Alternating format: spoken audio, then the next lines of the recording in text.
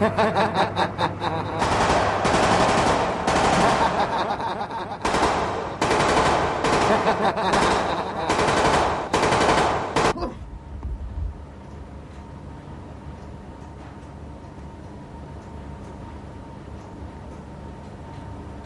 you enter an enclosed space if you knew there was a madman there with a gun waiting to kill you?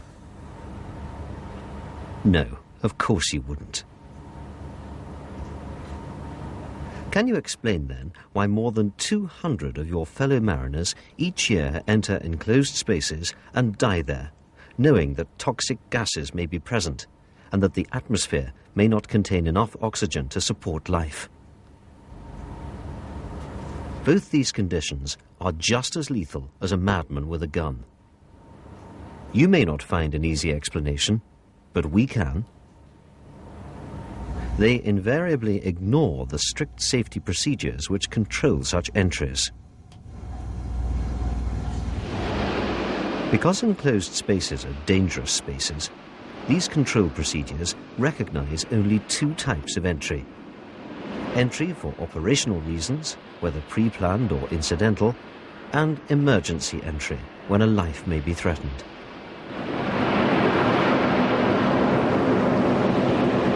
It is worth repeating. Enclosed spaces are dangerous spaces. The most common areas on board ship are peak tanks, double-bottom tanks, cofferdams, duct keels, fuel and ballast tanks, cargo spaces, and the spaces adjacent to them. So what should you do if the need arises to enter an enclosed space? What you must never do is simple. You must never enter an enclosed space on your own and without an entry permit and without informing someone of your intent. You must never do this. Even if you're trying to save someone's life, you too could die in the attempt. What you must do is follow the safety measures in force on your ship. First, you must inform the mate or the relevant head of department of your need to enter an enclosed space. He in turn will consult the master before a permit is issued. They will give you a special permit to enter and a card listing all the necessary precautions which must be taken before entry.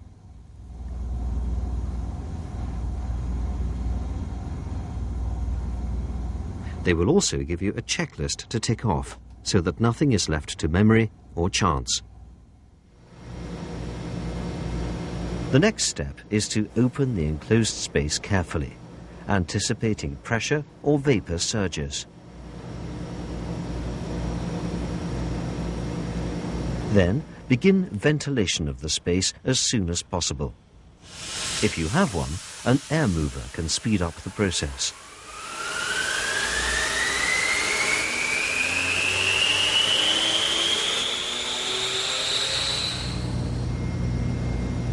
The mate then checks that all test equipment and safety gear are taken to the entry point.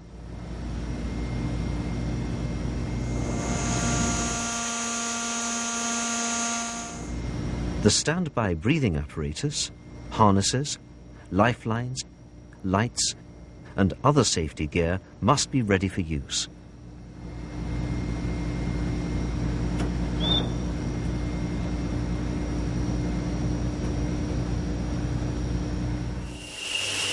The mate now double-checks that the enclosed space has been ventilated long enough to ensure that entry is safe.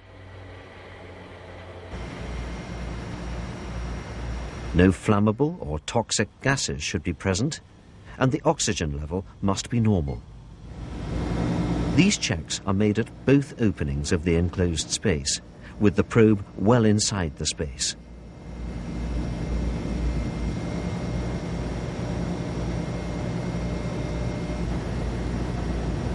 Then a copy of the entry permit is posted near the entrance to show that an authorized entry is in progress.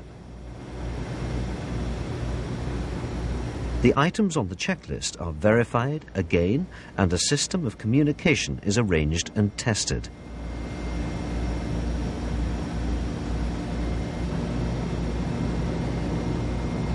The person entering should take handheld measuring instruments and an emergency air supply for added safety.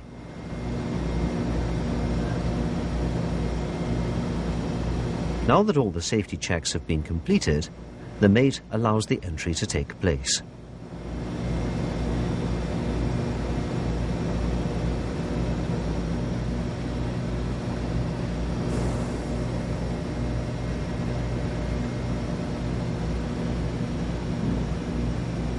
The mate remains at the entrance to supervise the process, and a support team should be ready in the vicinity in the event of an emergency. Hello, Edgar. Had you ready, all right? Everything's okay, yeah? The mate tests the communication system again and informs the master that an entry is underway. Yeah, that's Edgar in the half peak now at 10:37. I'll give you a call when he's out. Meanwhile, the ventilation must continue.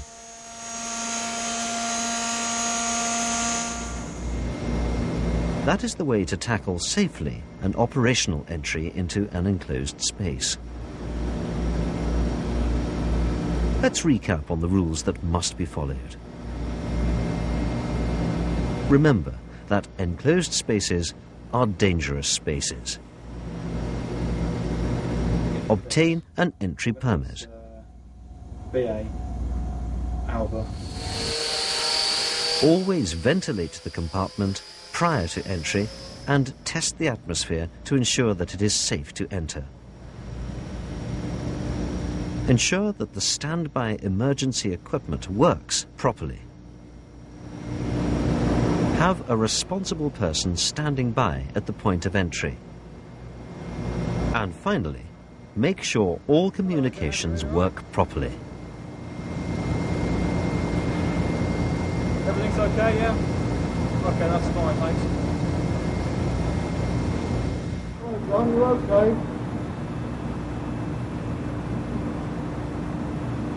Hello, John. Hello, John, how do you do? There may be times when an emergency could arise during entry. In this case, the procedure to enter is controlled by different rules. Here, for instance, the responsible person at the entry point has tried to communicate with the man inside the tank. As he could get no reply, the assumption must be that an emergency has arisen. The man's life may be in danger. He does not go in to investigate. He raises the alarm and requests immediate assistance from the backup team. The ship's emergency response procedures swing into action.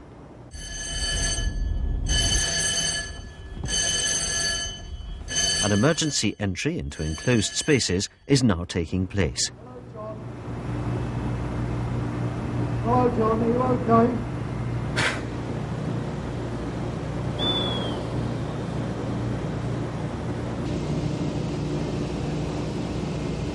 Two seafarers don self-contained breathing apparatus and check again that the cylinders are full, that the pressure is held in the system, that the whistle works, and that an adequate seal exists between the mask and the face.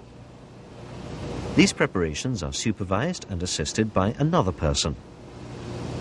These procedures must be practiced regularly as part of the ship's safety drill.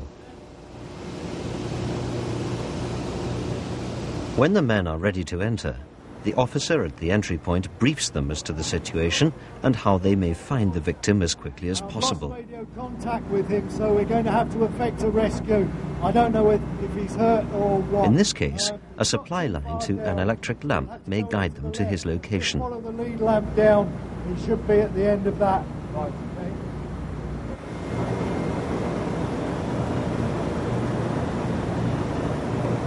Even though this is an emergency entry, it must be done in a controlled manner. Some manholes allow little extra room for the BA sets, so assistance is needed at the entry points.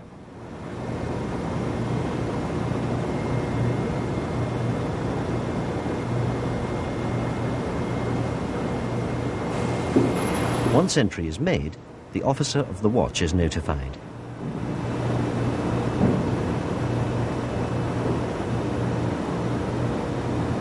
A channel of communication is open at all times, but the two rescuers must be allowed to concentrate on their search.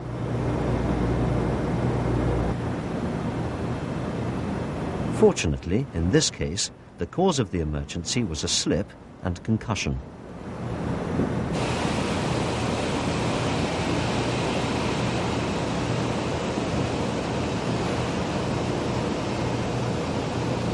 The points to remember for an emergency entry are: if you suspect that something is not right, do not go in to investigate. Raise the alarm and call for immediate assistance.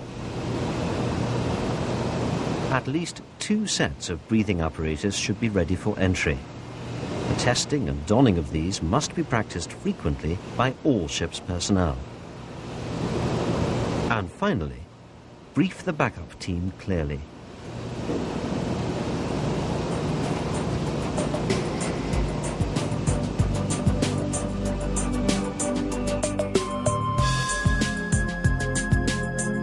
Once the injured man has been rescued, the emergency team can be stood down.